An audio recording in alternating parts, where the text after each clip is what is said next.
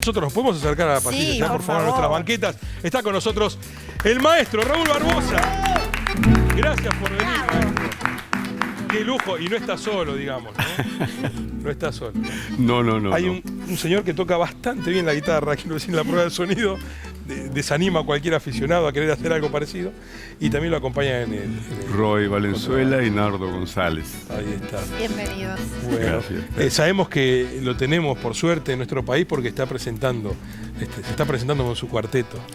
Hicimos un trabajo que terminó el año pasado. Como yo tenía que regresar a Europa y terminamos justo antes de que yo partiera, y en mi estada en Europa los compañeros se encargaron de hacer todo el trabajo técnico para que este trabajo saliese ahora en mi regreso a la Argentina, que yo vengo siempre, por suerte, 1 o 2 veces cada año para recorrer las provincias, algunos lugares donde todos nosotros, mismos ellos que viven aquí, especialmente yo tal vez, que me alejo por algunos meses, necesito venir a sentir las fragancias y los sabores de nuestra tierra, el mate, el vino, la hierba, los pájaros, los ríos, todas esas cosas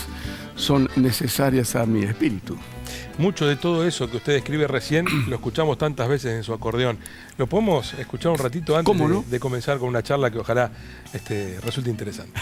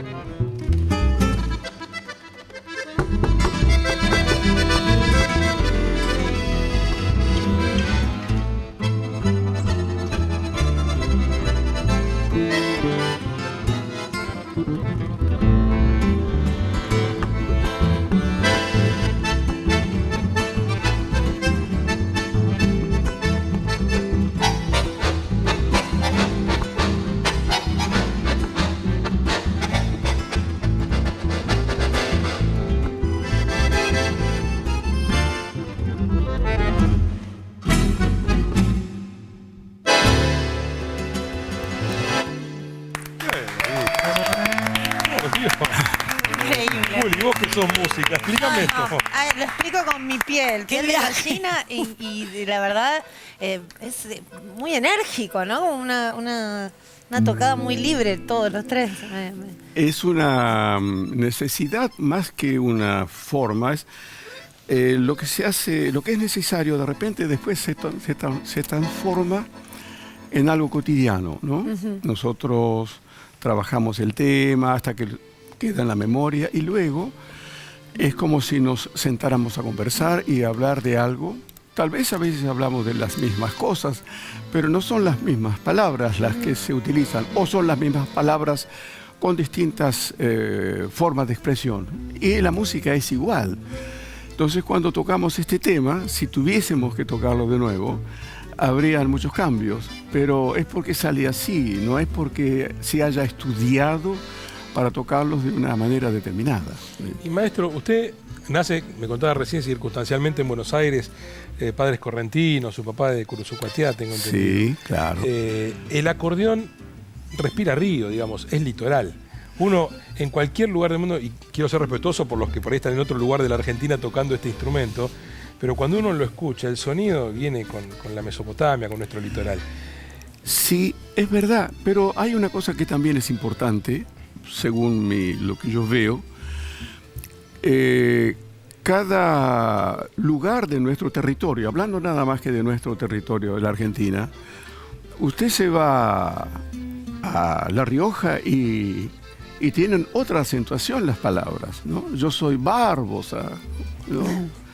Y me voy a Córdoba y soy Barbosa, ¿no? Y cambia, ¿y cómo es que cambia si es el mismo lenguaje? Con la música pasa igual. El hombre que toca el acordeón de 2 hileras en la Patagonia no puede tener el mismo color que el de la selva, donde hay monos, donde hay pájaros, donde en cambio la Patagonia tiene otra belleza de paisaje que hace que la música sea más calma, más Patagonia. Y en las selvas del Paraguay, de la Argentina, del Brasil, la vida es otra, ¿no? Hay más misterios. El hombre imagina que debe caminar sin hacer ruido para no molestar a los duendes, por ejemplo, que eso está en el espíritu del hombre que vive allí, ¿no? Y es respetuoso de todo lo que respira. No es necesario que porque sea un animal grande hay que respetarlo, también el pequeño, que es también parte de nuestra vida. Y radicado en París hace casi 30 años. Sí, hace... ¿Cómo lo sedujo? ¿Con qué sonidos de acordeón lo sedujo? Yo llegué allá en el 87 viajando desde Japón. Fui hasta Río de Janeiro y de ahí me fui a Francia. El último lo hice con un muy querido amigo, Octavio Osuna, entrerriano de Victoria. Y ahí nos separamos en Tokio. Él vino a Buenos Aires, yo me fui a Francia.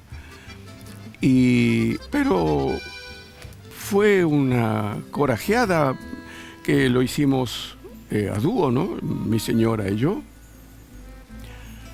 Y lo que encontramos fue una enorme apertura artística por parte de mis colegas acordeonistas, ¿no? En todo momento yo encontré la necesidad de ellos de querer escuchar algo diferente. Yo tocaba un vals, que allá llaman la full, y acá es que nadie sepa mi sufrir, y ellos pensaban que era de Edith Piaf.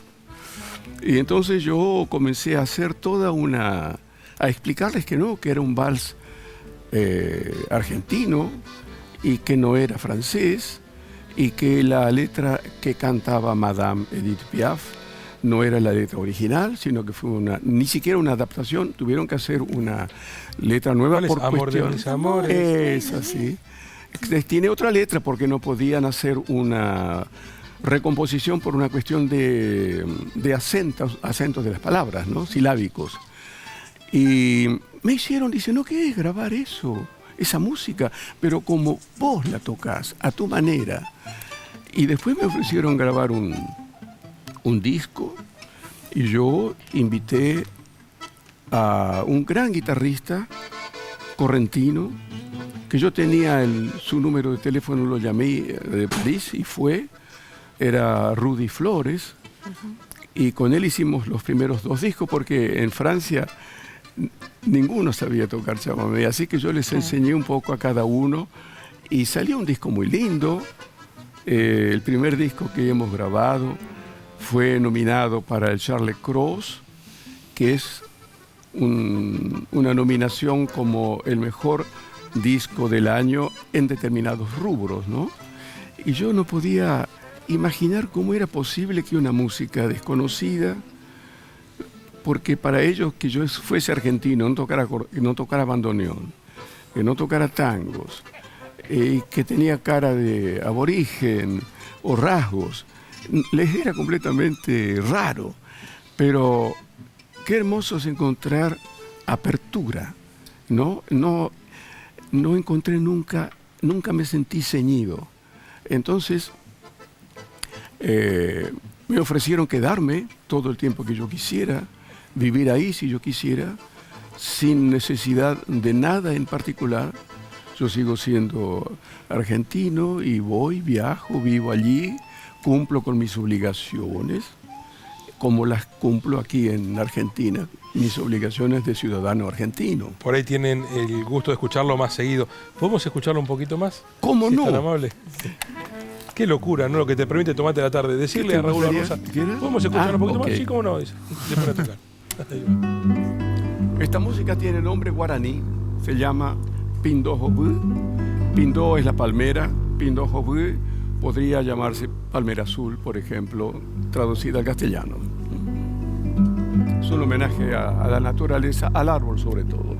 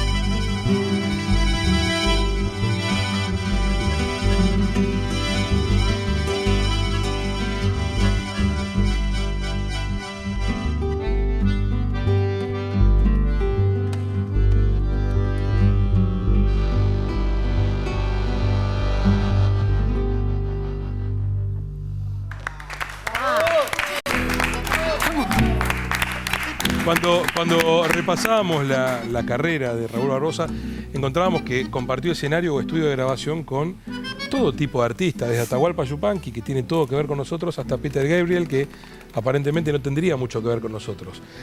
Sin embargo, compartió 2 veces escenario con Peter Gabriel. Una vez puede ser una apuesta, 2 es una certeza. O sea, resulta o resulta.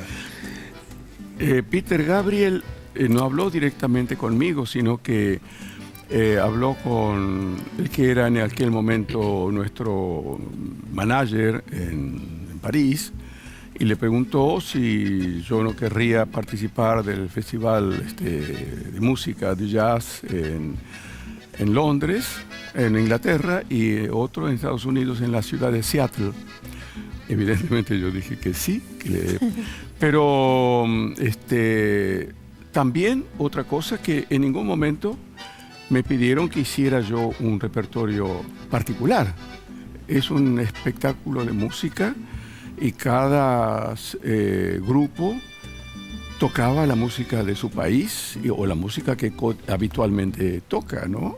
Entonces yo fui a festivales de jazz, en el Festival de Montreux, en Suiza, el Festival de Jazz de Montreal, en Canadá, y siempre tocando chamamé a nuestra manera, como tocamos ahora, porque una vez con un músico de jazz que hablaba francés me dijo, pero vos sos un músico de jazz. Me digo, pero yo no toco jazz. No, dice, no es por el repertorio, sino por la forma. Dice, vos sos uno de los nuestros.